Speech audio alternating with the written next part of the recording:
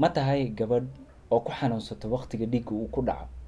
Haddii aad isku aragtay ciladahani ama dhibkani mar walba ama bil walba, aadna dhiiggana aad ku xanuunsatid, muuqaalkani dhammayso waad fahmi doontaa wax ku keenayo dhibkani. Assalaamu calaykum waraxmatullaahi wabarakaatu. Asxaabi meel walba joogtiin kusoo dhawaada channelka daawanaysiin waa channelkii Dr. Saddam Xuseen. Maanta waxaan idin wadaa xanuunka aad ku xanuunsatid waqtiga dhiigga kugu dhaco. Xanuunkani sidiis waxaa la yiraahdaa dysmenorrhea. Dysmenorrhea waxyaalo badan baa ku keeni karo. Sidiisba gabadha sida caadada u ah ama normalka u ah waxaa waaye mar walba in ay maaragtay dhiigga hadduu ku dhaco ay dareento abdominal pains, cramps yar, xanuumo yaryar oo hoostaas ah inay dareento. Laakiin xanuumo oo maaragtay zaid ah oo maaragtay ka badan intii maaragtay looga tirgalay gabar walbo average ah inay marto, taasi waxay tahay dhib kale. Marka dysmenorrhea wax loo yaqaano waxaa waaye caadadii oo gabadhi xanuun zaid ah u keento oo xanuun zaid ah ay normal day activity hataa ay qabsan karin, ama shaqadii ee maalinkii laga rabay ama shaqada hawsha caadiga ah hataa ay la qabsan karin xanuun dartiis. Marka dhibkani maxaa ku keenaya? Maxaa noocyashiisa ah? Maxaa meeqa nooc buu u kala baxaa? Sideed ku daaweyn kartaa? Iyo maaragtay habkeed ula tacaali lahayd oo idil aan rabaa inaan maanta aan wax ka taabto. Horta dysmenorrhea laba nooc bay u kala baxdaa. Midda koowaad waxaa waaye wax loo yaqaano primary dysmenorrhea. Primary dysmenorrhea sidiis waxaa waaye horaan maaragtay ma arkeenin, laakiin waa wax had kugu soo ziyaaday oo maaragtay kii kala.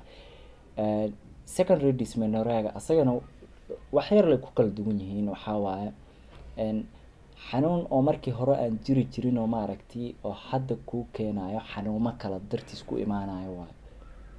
Primary dysmenorrhea lama yaqaano wax medical condition ku keenayo ma lahan, laakiin secondary dysmenorrhea waxaa ku keenaya xanuun dartiis oo hadda kugu soo ziyaaday oo xanuumo kala jirka ka socdo. Marka yaa qatarta ugu jiro marka dysmenorrhea ama caadada oo zaid ku xanuunto. Ugu horeeyo qatarta ugu jiro waxaa waaye gabadha haddii ka yartahay 20 sano. Mid kale waxaa waaye gabadha haddii weligeed ay cunug ay dhalin. Mid kale waxaa waaye gabadha hadda haddii qaangaar ay tahay oo ay hadda ay soo qaangaarayso. Gabdhaha ku dhaca dhiigga ama ilmaha ku dhaca dhiigga ayagoo ka yar 11 years haddii ka yarin oo dhiig ku dhacaygan way dareemayaan. Dad gabdhaha sigaarka cabo maaragtay intaas in ka badan. Waa maxay xanuumada ku keeni kara secondary dysmenorrhea? Waxaa ka mid ah premenstrual syndrome wax loo yaqaano, fibroidka, polypska, endometriosis-ka. Premenstrual syndrome ka saan sheegay waxaa waaye xanuumo ay gabadha ay dareentay intii caadada ay ku dhicin ilaa ay caadada intay u socotaan ay dareento. Fibroidka waxaa waaye burada minka ka soo baxda. Sidoo kale waxaa waaye polypska waxaa waaye ayagana burobiyoodka wax loo yaqaano ama cystiga iyo maaragtay daawooyin haddaad qaadanaysid. Marka haddii aad dhibkan aad isku aragtid seed ula tacaali kartaa, kow waa in aad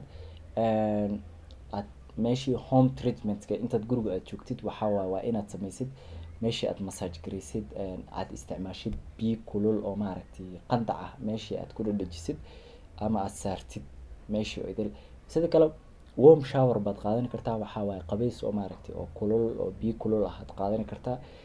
Mid kale oo home treatment-ka ah waxaa waaye waa inaad isticmaasho loo yaqaano vitamins-ka waa inaad badsatid sida vitamin B1-ka, B6-ka, magnesium-ka iyo waxaa in ka badan inaad qaadatid waa vitaminada la isku daray. Dhibkani marka hadduu ziyaado xanuunkani uu ziyaado waa inaad dhakhtarkaaga aad la xiriirtid. Dhakhtarkii wuxuu ka saacideynayaa in xanuunkii uu ka dejiyo, cirbadooyin daawooyin lagu siiyo oo xanuunkaasi ka dejinaya. Asxaabi waxaa soo gaarnay gabagabada iyo gunaanadka barnaamijka. Fadlan meel walba joogtiin ha naga ilowina subscribe, like and share-ka. Waxaan idin rajaynayaa sidaa iyo nabadgelyo.